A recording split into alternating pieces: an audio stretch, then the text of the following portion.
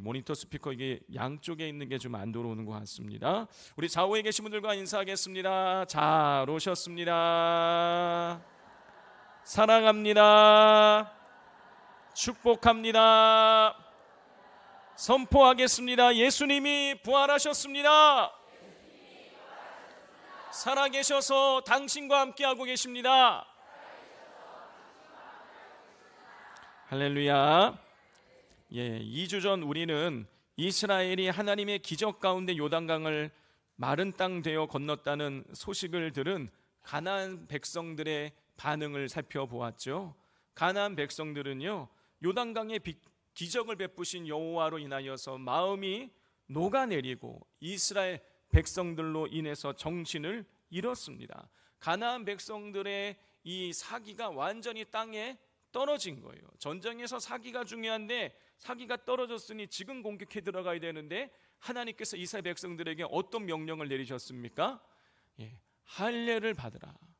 할례를 받고 유월절을 지키라는 명령을 주셨습니다. 성도 여러분, 할례 받으면 적어도 일주일 이상은 제대로 활동을 할 수가 없습니다. 그래서 이 사실을 만약에 가나안 백성들이 20세 이상 된 이 군인들이 모두 할례를 받았다는 소식을 듣고 쳐들어오면요, 이스라엘 백성들은 몰살당하는 거예요. 그런 위험한 일인데 하나님께서는 할례를 받고 유월절을 지키라고 명령을 내리신 것입니다. 왜 그러셨을까? 할례는, 그리고 유월절은 이스라엘 백성들이 나는 하나님의 백성이라는 정체성을 갖게 만드는 일이었기 때문이에요. 이제 곧 그 우상으로 가득한, 우상에 물들어 있는 가나안 땅으로 들어가고, 그리고 그 문화에 물들어 있는 가나안 백성들을 만나게 되면 자칫 잘못하면 이스라엘 백성들이 영적인 정체성을 잃어버리고 그들에게 물들어서 그들도 우상을 숭배할 수 있게 되기 때문에 하나님께서는 그렇게 할례를 행하고 그리고 유월절을 지킴으로 영적인 정체성을 지키게 하나님께서 만들어 주셨던 것입니다. 자, 이렇게 모든 전쟁 준비가 딱 끝나고 나서 이제 여리고로 쫙 진군해 가는데 하나님께서 여호와의 이 군대 대장으로 나타나셔서 이 여호수아에게 요청을 하십니다. 너 있는 곳은 거룩한 곳이니 내 발에서 신을 벗으라. 자, 이 이야기를 듣자마자 이 여호수아는 그 앞에 납작 엎드리고 하나님 말씀하시라고 하면서 하나님 앞에 순종할 것을 다짐을 했습니다. 자, 이제 오늘 본문은 그 이후의 일인 거예요. 그렇게 하나님 앞에 납작 엎드려서 하나님 말씀을 귀로 들을 것이고 또 순종할 것이라고 여호수아가 약속을 하나님 앞에 드렸는데, 이제 그 이후에 진짜로 이제 여리고성에 도착을 해서 전쟁을 하게 된 것입니다.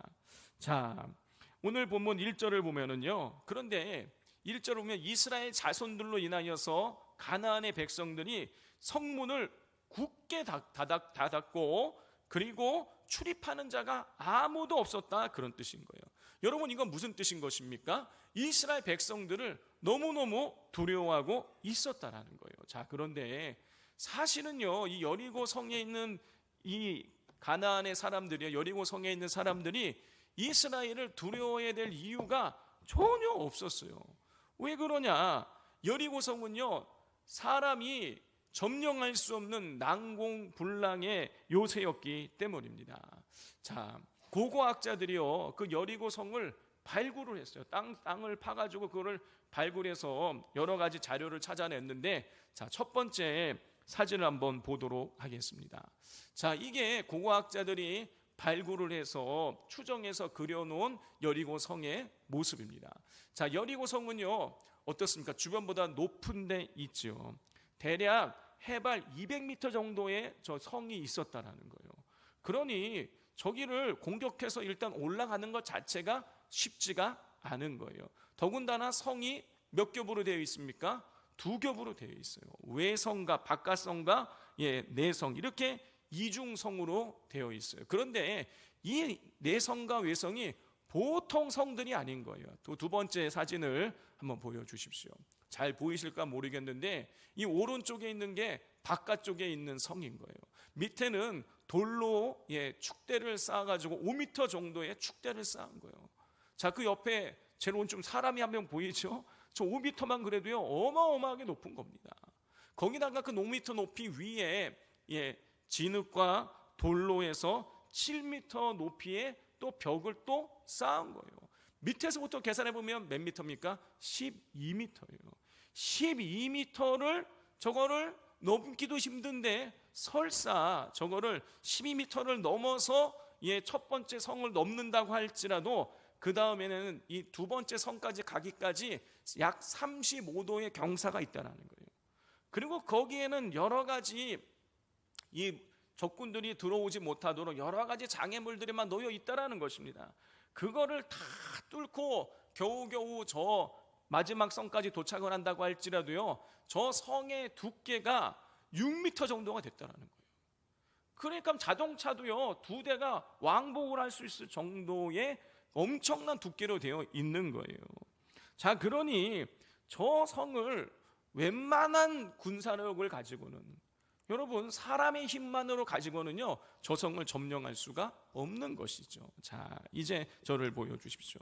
자, 그러니 저렇게 완전히 거기다가 성문까지 꼭꼭 담고 있으니 여러분 이스라엘 백성이 저 밑에서 200m 밑에서 막 기어갖고 올라와가지고 12m의 성벽을 넘고 그 다음에 또 성벽을 또 넘어서 이 여리고성을 점령한다?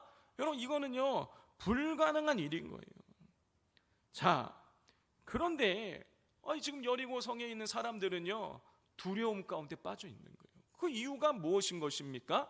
아무 이유가 없어요. 뭐 이스라엘이 힘이 세고 무기가 좋고 뭐 그래서가 아니에요. 이유는 딱 한 가지예요. 뭡니까? 이미 서두에 말씀드린 것처럼 요단강을 말리신 기적을 행하신 그 하나님이 이스라엘과 함께 계시기 때문이었어요.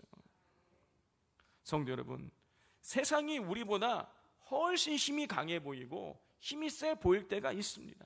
그리고 실제로 그렇죠. 세상이 우리 개개인보다 훨씬 힘이 셉니다. 그래서 우리는요 세상 앞에서 우리 두려움에 빠질 때가 있어요. 힘 있는 자 앞에서 우리가 두려움에 빠질 때가 있습니다. 그러나 하나님이 우리와 함께 하시면, 그리고 우리가 하나님을 진짜 의뢰한다면 여러분 세상이 우리를 두려워하게 되는 것입니다. 그러므로 우리가 해야 될 일은 세상이 무섭고 두려워서 세상 앞에서 힘 있는 자 앞에서 굽신굽신 거리는 것이 아니라 하나님과 함께하는 삶을 잘 살아가는 것인 줄 믿습니다. 우리는 힘이 없지만 전능하신 하나님의 손을 우리가 굳게 붙잡아 준다면 하나님께서 우리로 하여금 세상을 이기게 하실 줄 믿습니다. 자, 여리고성의 백성들이 하나님과 함께 하시는 이스라엘 백성을 두려워하고 있을 때 하나님께서 여호수아에게 이런 명령을 주셨어요. 우리 2절과 3절을 같이 한번 읽겠습니다. 시작. 여호와께서 여호수아에게 이르시되 보라, 내가 여리고와 그 왕과 용사들을 내 손에 넘겨 주었으니 너희 모든 군사는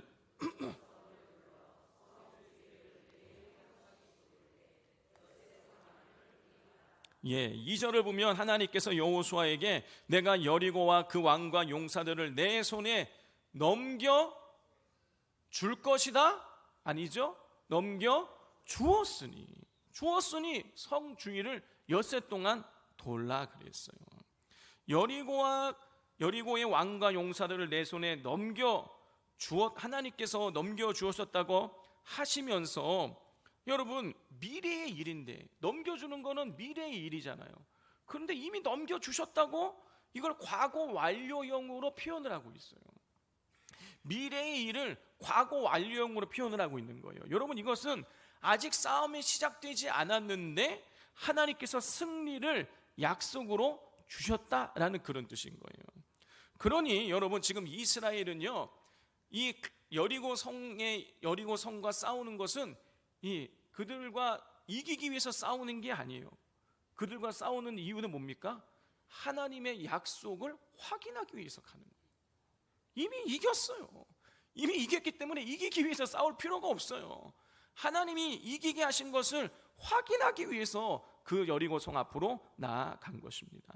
성도 여러분, 예수님께서 이렇게 말씀하셨어요. 요한 1서 5장 4절 5절입니다. 하나님께서 요한을 통해서 이렇게 말씀하셨어요. 무릇 하나님께로부터 난 자마다 세상을 이기느니라.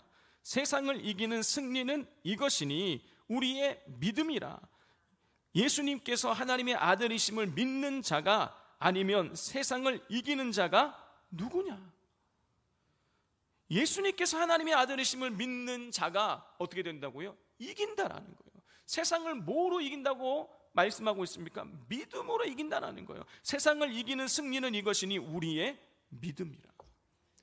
여러분, 믿음이 세상을 이기는 것입니다. 여러분, 이것은 이 말씀을 통해서 하나님께서 우리에게 확증하신 사실인 거예요. 그러므로 우리는요, 아무리 여리고성과 같이 우리의 힘으로 도저히 이길 수 없는 것처럼 보이는 문제 앞에서, 세상 앞에서 두려워하지 말고 승리의 확신을 가지고 믿음으로 하나님을 의뢰하며 나가야 하겠습니다. 자, 이렇게 승리의 확신을 주신 하나님께서는 사람의 힘으로는 도저히 무너뜨릴 수 없게 보이는 여리고성을 무너뜨릴 수 있는 방법을 말씀해 주셨어요. 우리는요, 이 하나님께서 여리고성을 무너뜨리시는 이 방법을 알려주셨는데, 이 방법을 통해서 우리가 세상을 이길 수 있는 비법을 발견할 수가 있습니다. 우리 3절부터 5절까지를 교독해 보겠습니다. 너희 모든 군사는 그 성을 둘러 성 주위를 매일 한 번씩 돌되 엿새 동안을 그리 하라.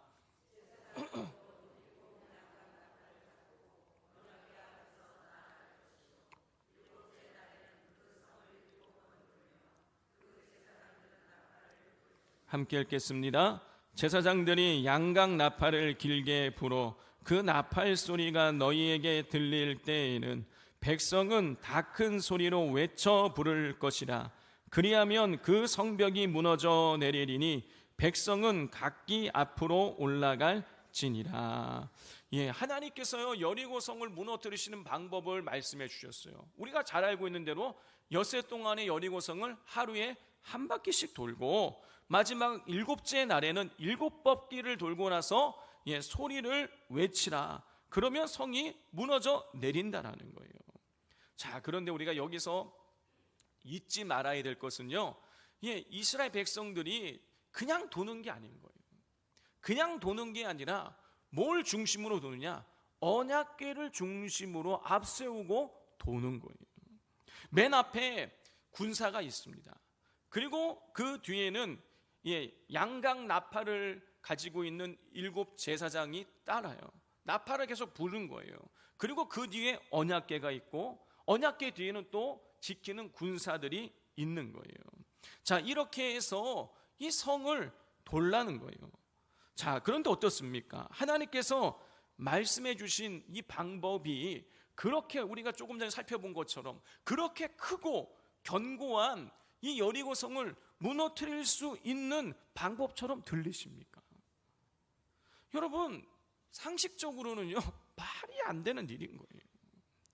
여러분, 그냥 한 바퀴씩 돌고 7번 돈 다음에 소리 외치면 무너진다. 여러분, 이게 상식적으로, 이건 과학적으로도 있을 수가 없는 일인 거예요. 누가 들으면 미쳤다고 하는 소리인 거예요. 황당하고 정말 바보 같은 소리인 거예요. 그런데 이렇게 황당하고 바보 같은 이 작전 명령을 하달받은 여호수아는요, 그대로 이스라엘 백성들에게 소식을, 하나님 말씀을 그대로 전해요. 너희들 여호와의 언약궤를 들고 앞세우고 하루에 한 바퀴씩 6 동안 돌고 마지막 7번째 날에는 7번 돌아라. 그러자 이스라엘 백성들이 어떻게 합니까? 그대로 하는 거예요. 자, 여호수아와 이스라엘 백성이요, 하나님께서 말씀하신 대로 순종을 했습니다.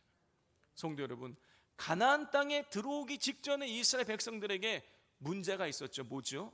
요단강이에요. 물이 너무 많은 거예요. 물살이 세요. 깊어요. 건널 수가 없었어요. 요단강이 가나안 땅에 들어오기 전에 문제였어요. 그런데 가나안 땅에 들어오고 나니까 이번에는 뭐가 문제예요? 여리고 성이 문제인 거예요.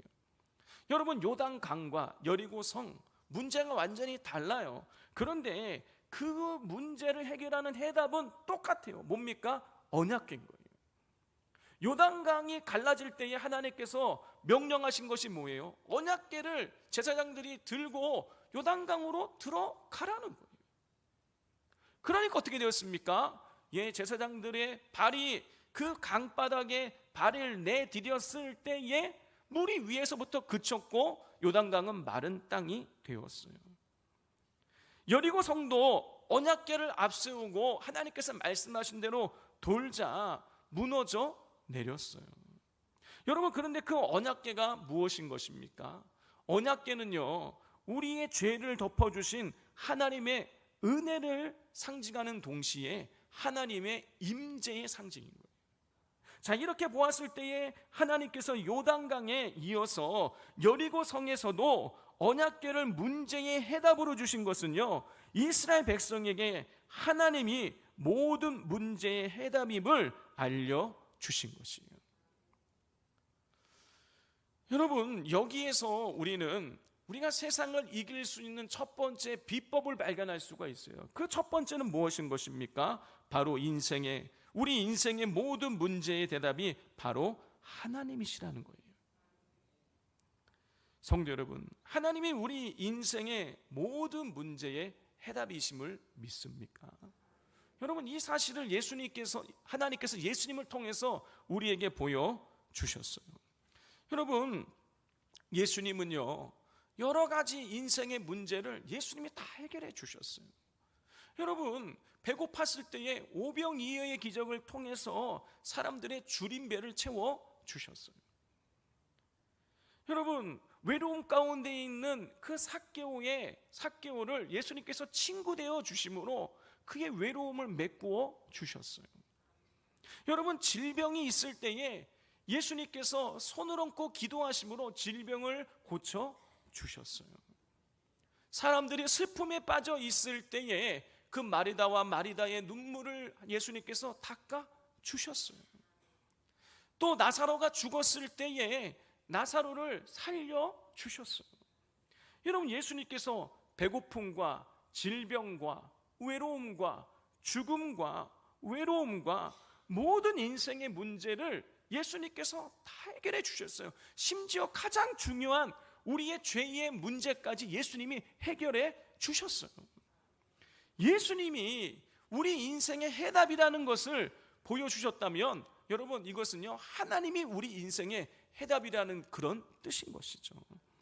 그러므로 우리는요, 무슨 일을 만나든지 여러분, 하나님 앞으로 문제를 가지고 나와서 하나님 앞에 기도하며 간구할 수 있어야 되는 것입니다. 여러분, 이것이 오늘 이 여리고성 전투를 보여주시는 통해서 우리에게 모든 인생의 우리가 세상을 이길 수 있는 첫 번째로 주시는 인생의 비결인 거예요.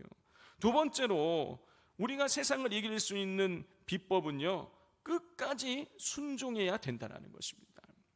이 여리고성을 발굴했던 고고학자들의 의견을 종합을 해보면 이 여리고성이 여리고성을 한 바퀴 돌려면 적게는 1시간, 길게는 3시간 정도를 돌아야 된다는 거예요. 자, 하루에 한 바퀴씩 돌라 그랬으니까 하루에 1시간 내지 3시간 정도를 엿새 동안 도는 거, 요거는 어떻습니까? 할만해요. 1시간 내지 3시간씩 매일매일 도는 거, 이거 할만합니다. 자, 그런데 마지막 일곱 번째 날에는 몇 시간 돌라고요? 몇 번 돌라고요? 7번 돌아야 되는 거예요. 7번. 여러분, 적게 1시간 돌 수 있는 성이라면 7시간 걸어야 되고요. 만약에 3시간 돌아야 되는 성이면 몇 시간 돌아야 되는 거예요? 21시간 돌아야 되는 거예요. 혹시 7시간을 걸어보신 적 있으십니까? 저는 제 인생에 7시간 걸어본 거 딱 5번 있어요. 5번. 훈련소에서 한 번, 그리고 유격훈련 혹한교를 2번씩 해가지고 그때 40km 행군을 꼭 하니까 5번 해봤어요. 그래서 5번 이 40km를 걸을 때마다 느끼는 것은, 야, 이거 2번 할 일은 못 된다. 그러면 걷기가 힘들어요. 여러분, 발바닥이 이 한여름에 워커 여기 막 종아리까지 꽁꽁 막 짊어 이거 메고 그거 걸으면은요, 여러분 발바닥에 불이 나는 것 같아요. 자, 그런데 푹신푹신한 양말도 신고 하여튼 뭐 온갖 편법을 다 써가지고 하여튼 발이 안 다치게끔 머리를 써갖고 그렇게 걸어도 7시간 걸으면 힘들어요. 여러분, 그런데 21시간을 걷는다. 만약에 21시간을 걸어야 된다. 여러분, 이거 걸을 수 있겠습니까? 그것도 하루에 다 돌아야 되는 거예요. 하루에. 7째 날에 7바퀴 돌라 그랬으니까 하루에 다 돌아야 돼. 만약에 21시간 돌아야 된다 그러면은요, 3시간 자고 일어나가지고요 21시간 그냥 계속 내내 돌아야 되는 거예요. 여러분, 쉴 틈이 없습니다. 그렇기 때문에 우리가 성경 읽으면은 6일 동안에는요 아침에 출발해요. 그런데 이 7째 날에는 15절을 보면 언제 출발하느냐? 새벽에 출발하는 거예요. 새벽에 다 7바퀴를 돌아야 되니까. 성도 여러분, 여리고성을 한 바퀴씩 돌 때마다 힘이 들었을 거예요. 한 바퀴 돌면 돌수록 점점 지쳐갔을 거예요.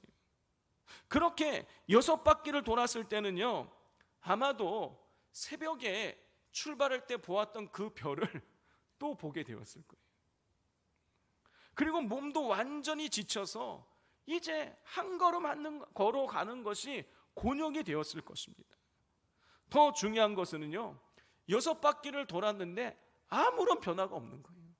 여러분, 6바퀴쯤 돌았으면 여리고성이 뭔가 좀 막 금도 가고 좀 뭔가 이 좀 조짐이 보여야 이거 마지막 바퀴를 돌 힘이 생기지 않겠습니까? 왜 6바퀴를 그렇게 힘들게 돌았는데요, 여러분 아무 조짐이 없는 거예요. 그래서 여러분, 그걸 보면은요, 나머지 한 바퀴를 돌고자 하는 의욕이 사라지는 것이죠. 뭔가 좀 조짐이 보여야 그래도 힘들어도 마지막 한 바퀴를 돌 수 있을 거 아니에요. 아무 조짐이 없는 거예요. 그런데 이스라엘 백성들은요, 하나님께서 말씀하신 대로요, 있는 힘을 쥐어짜서 마지막 7바퀴를 마지막 바퀴를 돕니다. 그리고 기진맥진한 이 7명의 제사장들은요, 하나님께서 말씀하신 젖먹전 이 힘을 다해서 나팔을 붕하고 양각나팔을 부는 거예요. 그랬더니 그 소리를 듣고 이스라엘 백성들이 큰 소리를 외치자 여리고성이 무너져 내렸어요. 성도 여러분, 만약에 이스라엘 백성들이 이 마지막 날에 7바퀴 돌면서 힘들어가지고 예를 들어서 한 5바퀴, 6바퀴 돌고 더 이상 못 돌겠다, 이거 돌아도 아무런 조짐이 없지 않냐고 만약에 그들이 포기를 했었더라면 어떻게 되었을까요? 여리고성의 기적은 일어나지 않았겠죠. 성도 여러분, 힘들고 어렵더라도요 끝까지 순종해야 되는 것입니다. 힘들다고 어렵다고 도중에 이 순종을 중단하고 내 마음대로, 내 느끼는 대로, 내 감정대로, 내 계획대로 살게 되면은요, 그동안에 그렇게 힘들게 순종했던 것들은 다 물거품이 되는 거예요. 하나님께서요 순종을 요구하신다는 것은요, 여러분, 순종을 요구하신다는 것은 이미 복을 예비해 놓고 계시다, 그런 뜻인 거예요. 그러므로 아무리 힘들고 어렵더라도 여호수아와 이스라엘 백성들과 같이 끝까지 계속해서 마지막까지 순종으로 복을 누리시는 우리 성도님들 되시기를 바랍니다. 마지막 세 번째로 우리가 이 세상을 이길 수 있는 비법은요, 여러분, 우리의 입술을 조심하는 것입니다. 우리 10절을 같이 한번 읽겠습니다. 시작. 여호수아가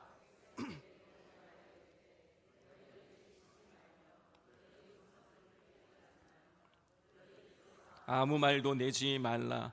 그리하다가 내가 너희에게 명령하여 외치라 하는 날에 외칠지니라 하고. 여리고성을 하루에 한 바퀴씩 돌라는 명령을 받은 여호수아는요, 군사들과 제사장들과 어떻게 군사들과 제사장들에게 어떻게 성을 돌아야 할지를 설명해 주었어요. 그리고 나서 오늘 10절에 보면 백성들에게, 성을 돌지 않는 백성들에게 한 가지 명령을 내리는데 10절에 기록되어 있는 대로 너희 입에서 아무 말도 내지 말라. 너희 입에서 아무 말도 내지 말라. 무슨 얘기예요? 침묵하라는 거예요. 며칠 동안 일주일 동안. 자, 성도 여러분, 이게 말을 안 하고 산다는 게 얼마나 어려운 일인지 모릅니다. 침묵을 한다는 게 얼마나 어려운 일인지 몰라요. 자, 그런데 하나님께서는요, 그 7일 동안 이스라엘 백성들에게 침묵하라는 거예요. 여러분, 얼마나 할 일이 많겠어요. 얼마나 할 말이 많겠어요. 자, 그런데 하나님은요, 침묵하라는 거예요. 왜 그러셨을까요? 그 이유는 이스라엘 백성들이요, 입술로 망해봤기 때문이에요. 우리가 알고 있는 대로요, 여러분, 이스라엘 백성들의 이 특징은 뭐냐? 원불교예요. 원망하고 불평하고. 원망하고 불평하는데 아주 1등인 민족인 거예요. 여러분, 대표적인 건 뭡니까? 예, 그 가나안 땅을 정탐하고 나서 일을 우리가 기억하고 있잖아요. 10명의 정탐꾼들이 부정적인 보고를 하니까 출애굽 1세대가 뭐라고 말합니까? 우리가 애굽 땅에서 죽었거나 여기까지 오는 이 광야에서 죽었다면 훨씬 더 좋았을 것이다 하면서 하나님과 모세와 아론을 원망합니다. 자, 이 말을 들으신 하나님께서 그들에게 이렇게 말씀을 하셨어요. 민수기 14장 27절부터 29절입니다. 우리 한 절씩 교독하겠습니다. 나를 원망하는 이 악한 회중에게 내가 어느 때까지 참으랴? 이스라엘 자손이 나를 향하여 원망하는 바 그 원망하는 말을 내가 들었노라.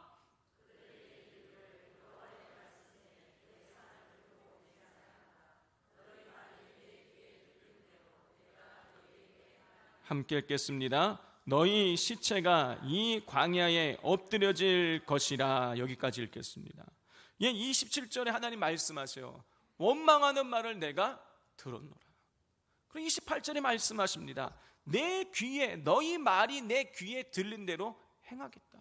근데 뭐라고 이스라엘이 원망을 했습니까? 차라리 광야에서 죽었으면 좋았을 것이다. 그래, 내 귀에 들린 대로 행하겠다. 너희 모두는 다 광야에서 엎드러질 것이다. 죽게 될 것이다. 라고 말씀하셨어요. 그리고 진짜로 이스라엘 백성들 출애굽 1세대는요, 광야에서 여호수아와 갈렙을 제외한 모든 사람들이 다 죽습니다.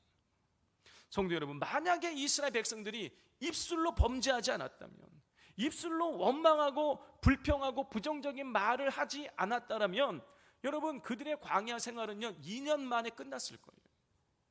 그런데 입술로 원망하고 불평하고 그렇게 함으로 말미암아 그 광야 생활의 길이가 무려 20배가 길어져서 40년을 광야 생활을 하게 되었던 것이죠. 그리고 그 기간 동안에 입술로 죄를 지음으로 말미암아 모두 광야에서 죽었어요. 솔로몬은 잠언에서 이런 말을 남겨놓았습니다. 잠언 13장 3절입니다. 입술을 지키는 자는 자기의 생명을 보전하나 입술을 크게 벌리는 자에게는 멸망이 오느니라. 솔로몬은 입술을 지키는 자는 생명을 보전하지만 입술을 크게 벌리는 자에게는 멸망이 온다고 했어요. 살고 죽는 것이 무엇에 달려있는 것입니까? 입술에 달려있는 거예요. 말에 달려있는 거예요. 혀에 달려있는 것입니다. 여러분, 한번 가만히 생각을 해보세요. 우리가 우리 삶 속에 일어나는 여러 가지 문제를 한번 생각을 해보십시오. 사람과 사람 사이에, 아니면 정치권 사이에 일어나는 이런 여러 가지 일들을 한번 보세요. 여러분, 그 안에는요 이 반드시 부정적인 말이나 하지 말아야 될 말이 거기 포함이 되어 있는 거예요. 그게 원인이 되는 거예요. 그렇기 때문에 입술을 지키면 살게 되는 것이고, 입술을 크게 벌리는 자는 멸망을, 어려움을 당하게 되는 것입니다. 자, 그런데 지금 여리고성 앞에 서 있는 이스라엘 백성들은요, 그들의 아버지와 할아버지가 입술을 지키지 못했던 전력을 가지고 있었어요. 그렇기에 하나님께서는 여호수아를 통해서 그들에게 이 성을 돌 동안에는 침묵하라고, 입술을 벌리지 말라고 명령을 하고 있는 것입니다. 여러분, 만약에 이 침묵 명령을 내리지 않았다면요, 엿새 동안에 이 나팔을 불면서 성을 한 바퀴씩 돌 때에, 그리고 마지막 날 7바퀴를 돌 때에 누군가 분명히 이렇게 얘기했을 거예요. 우리 지금 뭐 하는 거야? 이거 바보 같은 일 아니냐 이거. 이렇게 해서 성이 무너진다고? 여러분, 누군가 분명히 그런 이야기를 했을 것이고요. 그의 부정적인 말을 내뱉는 것이 체질화되어 있는 이스라엘 백성들은요, 삽시간에 그 부정적인 말이 다 점염이 되어져서 여러분, 여리고성을 다 돌지도 못했을 거예요.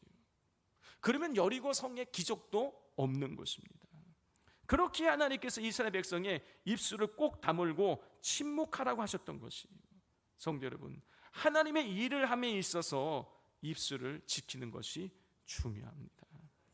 그런데요, 입술을 지키는 것, 침묵하는 것이 이게 쉬운 일이 아니에요. 세상에서는 더더욱 그렇습니다. 내가 하나님을 믿는다는 그 이유 하나로 누군가를 나를 미워하고 나를 손해보게 하고 비난하고 상처 주기도 하고, 그렇기 때문에 때로는 한바탕 퍼부어 주거나 나의 옳음을 주장하고 싶을 때가 있어요. 그러나 우리는요, 끝까지 침묵하며 원망하지 말고 불평하지 말고 부정적인 말 내뱉지 말고 우리가 하나님 앞에서 행해야 할 것을 행해야 되는 것입니다. 그렇게 침묵 가운데 우리가 마땅히 행할 바를 행하면 하나님께서 여리고성이 무너져 내리는 것과 같은 놀라운 일들을 우리로 하여금 경험하게 하여 주실 것입니다. 오늘 이 말씀을 우리가 가슴에 품고 우리 함께 찬양하며 기도하기를 원합니다.